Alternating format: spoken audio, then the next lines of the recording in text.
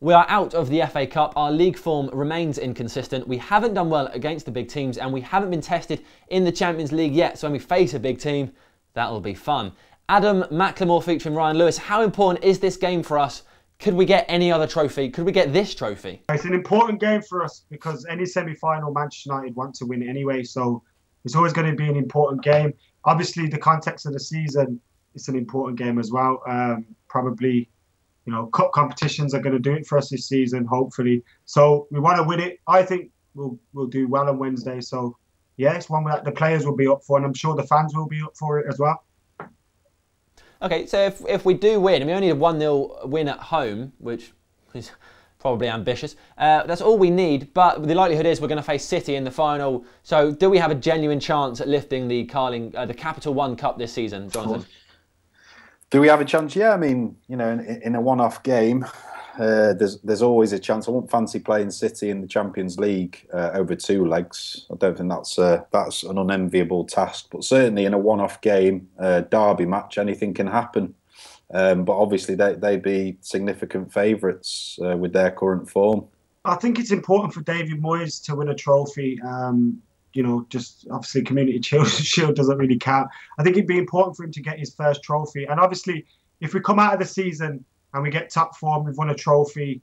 And although, you know, it's not what we wanted, it's still a decent season considering what has gone on. So, of course, the trophy is always important. There's some of the players out there as well. Under the manager, they want to win a trophy. So, it's tax for everyone. We'll be all right. Manchester United, I think you're doing us a bit of disjustice there. Like Manchester United, injustice rather. Manchester United are a big football club and we've had some poor form. It's a transitional period. People are laughing at us like we're going to go away like Liverpool. You can see we've got some very, very good young footballers here. David Moyes needs to work with that. And if he can do, we've got a bright future ahead of us. In a final against Man City, we can do it. Obviously, they're a better team than us at the moment, but don't write us off like that. I'm not writing us off. I'm just asking questions to see what you think. So I'm here just to discuss things, Adam. Yeah, calm it down. Right, Jonathan, how important is it that we win the match against Sunderland before talking about playing City in the final? Because if we lose, how low could confidence be in our dressing room? Well, it's absolutely crucial. I mean, obviously, you know, in seasons past, when United have been a bit more of a formidable force, we've kind of viewed the Carling Cup as the lesser option almost. But this season, ironically, it couldn't be more opposite now. It's crucial that we win this game just for the confidence, also so that it alleviates a little bit of the pressure on Moyes. Obviously, if we had to prioritise, we'd rather sort of squeeze into the top 4 than win the Capital One Cup. But ideally, echoing Adam's sentiments, we can maybe manage both.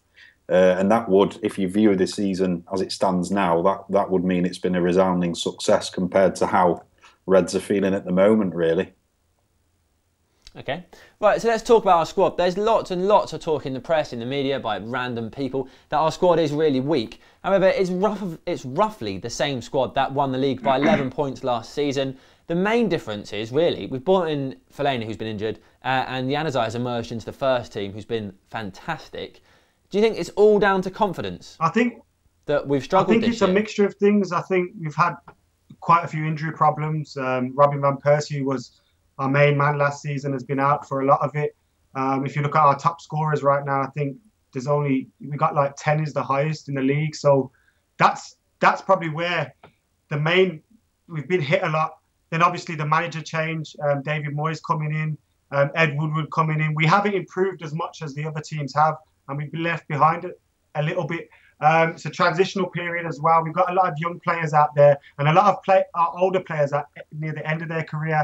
We haven't got really anyone that's firing at their peak at the moment, and we need to get a few players up to that level and bring some in as well. I think it'd be dangerous to bring in, 5, 6 players all at once. We don't want that, but we do need a signing or 2 at least in this window and the next. I mean, even if it's just to buoy the squad and the whole sort of sentiment around the club at the moment, it'd be nice to sign a couple of quality players.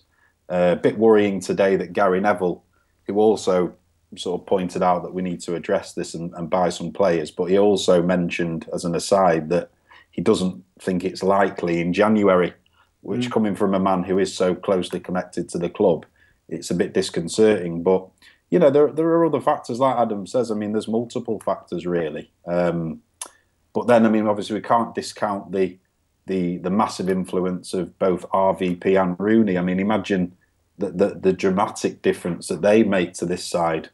And I think, like Adam says, we've been unlucky with injuries. If we can get Fletcher back to even 80% fitness, I think most Reds would like an 80% fit Fletcher over 120% fit Cleverley. not that I want to make Cleverley a scapegoat or anything. He didn't even play today.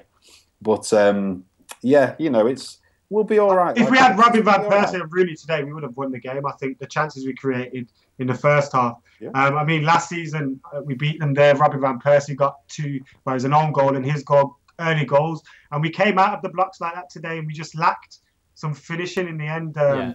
It's just that little bit of quality, isn't it? I was talking about earlier. If you look at players in their squad, Mata, Oscar, Eto'o, players who give them a sniff, they will punish you. We don't have players that will punish you, not without Rooney and Van Persie. And confidence as well. Look at Robin van Persie factor for us last season. Ozil factor for Arsenal this season. Ozil hasn't even been that good for Arsenal this season, but just the fact that they brought him in, it just gave confidence to the whole football. So yeah.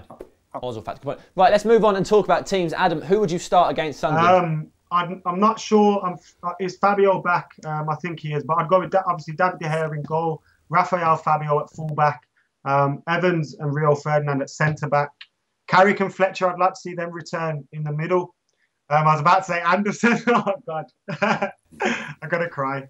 Januzaj and Kagawa out wide. Rooney just off Hernandez. I think Hernandez's performance when he came on today.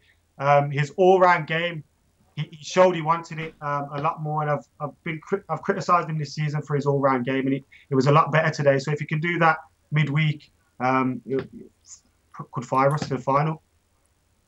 Okay, Jonathan, who would you start? Yeah, I'd go with De Gea in goal, obviously, and then Rafael right back, Butner left back, and then if Rio is fit, play Rio and Evans centre back.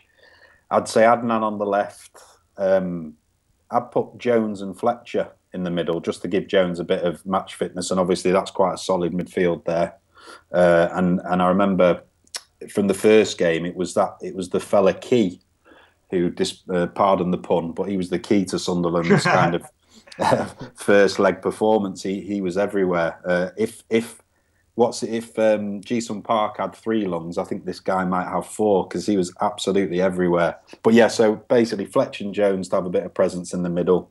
I'm going to say, however unrealistic it is, I'm going to say Zaha on the right, even though I know, you know, he's just destined never to play. It's down to you. It's not David Moyes. No. So yeah, we'll put Zaha on the right, even though he's never going to play.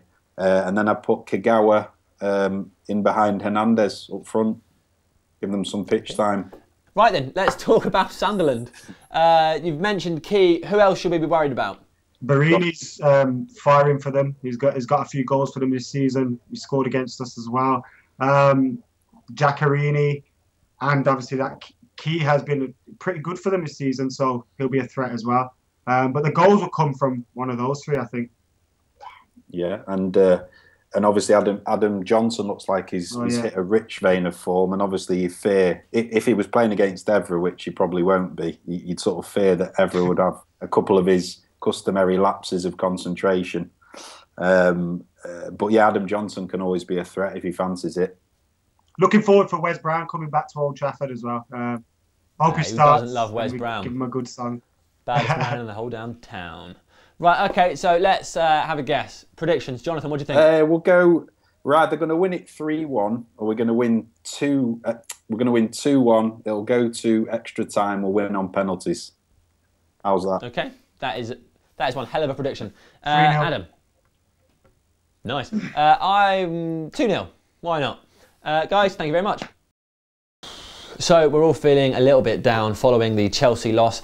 But we have a cup final round the corner. Once we've taken care of Sunderland, that's going to happen. You can feel it. We're going to a cup final. Believe. Write down below. Let us know what you think the score is going to be. Let us know who you would play and subscribe. Never stop believing.